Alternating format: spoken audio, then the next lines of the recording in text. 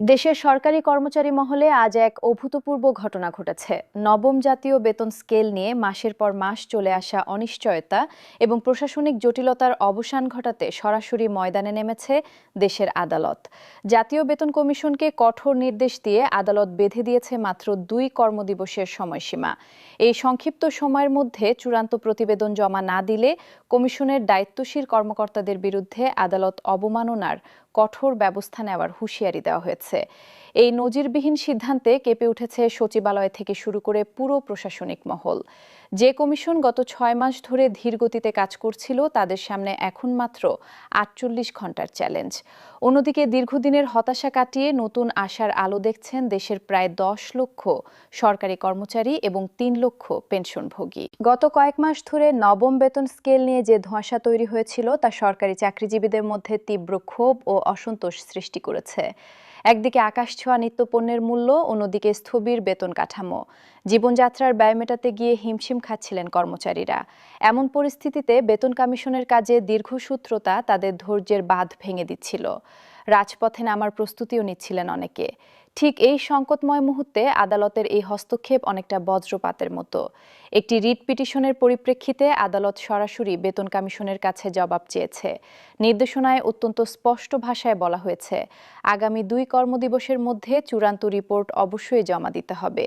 এই সময়সীমা অতিক্রম করলে দায়িত্বপ্রাপ্ত কর্মকর্তাদের বিরুদ্ধে আদালত অবমাননার গুরুতর অভিযোগে আইনি ব্যবস্থা নেওয়া হবে।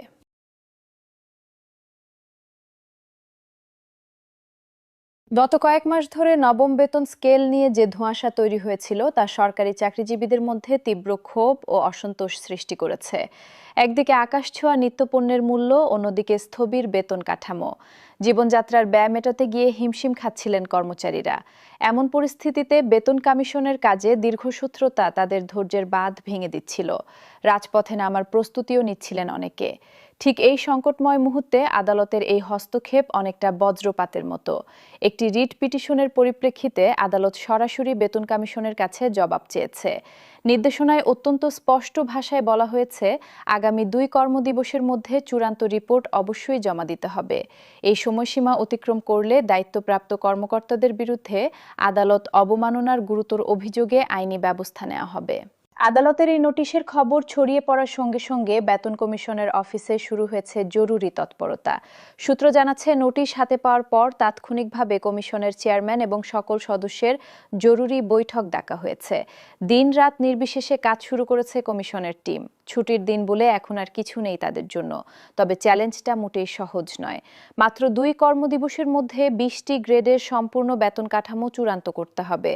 সর্বনিম্ন ও সর্বোচ্চ বেতন নির্ধারণ, প্রতিটি গ্রেডের ভাতা হিসাব, পেনশন বৃদ্ধির হার নির্ণয়, চিকিৎসা ভাতা নির্ধারণ এবং সরকারের আর্থিক সক্ষমতার সঙ্গে সামঞ্জস্য রেখে সব হিসাব নিকাশ সম্পন্ন করা এক বিশাল কর্মযজ্ঞ। একটি ভুলও যে করার সুযোগ নেই, কারণ এই রিপোর্ট প্রভাবিত করবে 13 লক্ষ মানুষের জীবন। প্রশাসনিক সূত্র থেকে জানা গেছে, বেতন কমিশন আসলে গত কয়েক মাসে যথেষ্ট কাজ করেছে। অর্থ মন্ত্রণালয়, বিভিন্ন সরকারি দপ্তর এবং কর্মচারী সংগঠনের সঙ্গে একাধিক দফায় বৈঠক হয়েছে। খসড়া রিপোর্টও তৈরি হয়ে গেছে মোটামুটি, কিন্তু চূড়ান্ত করার ক্ষেত্রে কোনো এক অজ্ঞাত কারণে বারবার সময় ক্ষেপণ করা হচ্ছিল। বিভিন্ন মহলের চাপ, আর্থিক বিবেচনা, রাজনৈতিক হিসাব নিকাশ, কী কারণে বিলম্ব হচ্ছিল তা নিয়ে নানা জল্পনা কল্পনা ছিল। আইন বিশেষজ্ঞরা আদালতের এই পদক্ষেপকে ঐতিহাসিক বলে অভিহিত করেছেন। তারা মনে করছেন, এটি শুধু বেতন কমিশনের জন্যই নয়, বরং পুরো প্রশাসনিক ব্যবস্থার জন্য একটি শক্তিশালী বার্তা। সরকারি কর্মচারীদের ন্যায্য বেতন ও সুবিধা নিশ্চিত করা রাষ্ট্রের সাংবিধানিক দায়িত্ব। এই দায়িত্বে অবহেলা বা ঢিলেঢালা মনোভাব কোনোভাবেই গ্রহণযোগ্য নয়। আদালত স্পষ্ট করে দিয়েছে যে কর্মচারীদের অধিকার নিয়ে ছিনিমিনি খেলার সুযোগ কারও নেই। বিশিষ্ট অর্থনীতিবিদ ডক্টর আহসান মনসুর বলেন, আদালতের এই হস্তক্ষেপ যথাসময়ে এসেছে। দীর্ঘদিন ধরে বেতন স্কেল ঝুলিয়ে রাখা হচ্ছিল, যা অর্থনীতির জন্য ক্ষতিকর।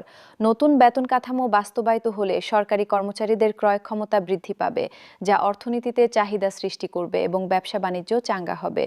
অন্যদিকে বিভিন্ন সরকারি কর্মচারী সংগঠন আদালতের এই নির্দেশনাকে সাদরে স্বাগত জানিয়েছে। বাংলাদেশ সিভিল সার্ভিস অ্যাসোসিয়েশনের সভাপতি বলেন, দীর্ঘদিন ধরে আমরা শুধু বৈঠক, আশ্বাস আর প্রতিশ্রুতি শুনে আসছিলাম, বাস্তবে কোনো অগ্রগতি হচ্ছিল না। আদালতের এই সাহসী পদক্ষেপ আমাদের দীর্ঘদিনের দাবি বাস্তবায়নের পথ সুগম করবে। তিনি আশা প্রকাশ করেন যে আগামী ফেব্রুয়ারির মধ্যেই নতুন বেতন কাঠামো কার্যকর হতে পারে। তবে সব কর্মচারী সংগঠন যে পুরোপুরি সন্তুষ্ট তা নয়। কেউ কেউ প্রশ্ন তুলছেন, মাত্র 2 দিনের মধ্যে এত জটিল একটি বিষয়ে চূড়ান্ত রিপোর্ট দেওয়া সত্যিই সম্ভব কিনা। তাদের আশঙ্কা, তাড়াহুড়ো করে রিপোর্ট তৈরি করলে হয়তো অনেক গুরুত্বপূর্ণ বিষয়ে বাদ পড়ে যেতে পারে অথবা ভুলভ্রান্তি থেকে যেতে পারে। কিন্তু আইনি বিশেষজ্ঞরা বলছেন, কমিশনের কাছে যেহেতু খসড়া রিপোর্ট প্রায় প্রস্তুত, তাই চূড়ান্ত করতে খুব বেশি সময় লাগার কথা নয়। মূল সমস্যা ছিল সিদ্ধান্তহীনতা এবং প্রশাসনিক জটিলতা। আদালতের নির্দেশনা সেই জটিলতা কাটিয়ে দ্রুত সিদ্ধান্ত নিতে বাধ্য করবে। রাজনৈতিক বিশ্লেষকরা মনে করছেন, বর্তমান অন্তর্বর্তীকালীন সরকারের জন্য এটি একটি গুরুত্বপূর্ণ পরীক্ষা। সরকার যদি দ্রুত এবং কার্যকরভাবে নতুন বেতন কাঠামো বাস্তবায়ন করতে পারে, তাহলে জনগণের আস্থা বৃদ্ধি পাবে। অন্যথায় সরকারের সংস্কার এজেন্ডা নিয়ে প্রশ্ন উঠতে পারে।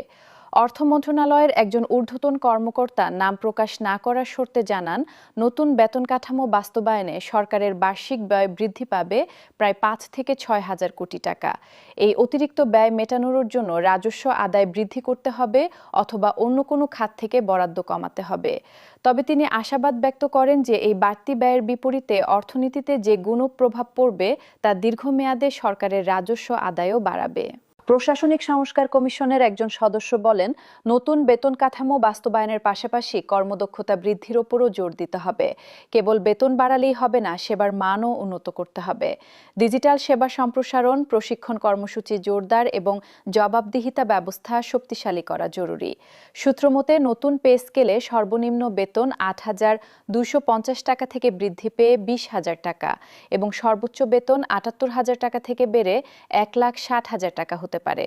এটি হবে প্রায় 140% বৃদ্ধি সর্বনিম্ন পর্যায়ে এবং প্রায় 100% বৃদ্ধি সর্বোচ্চ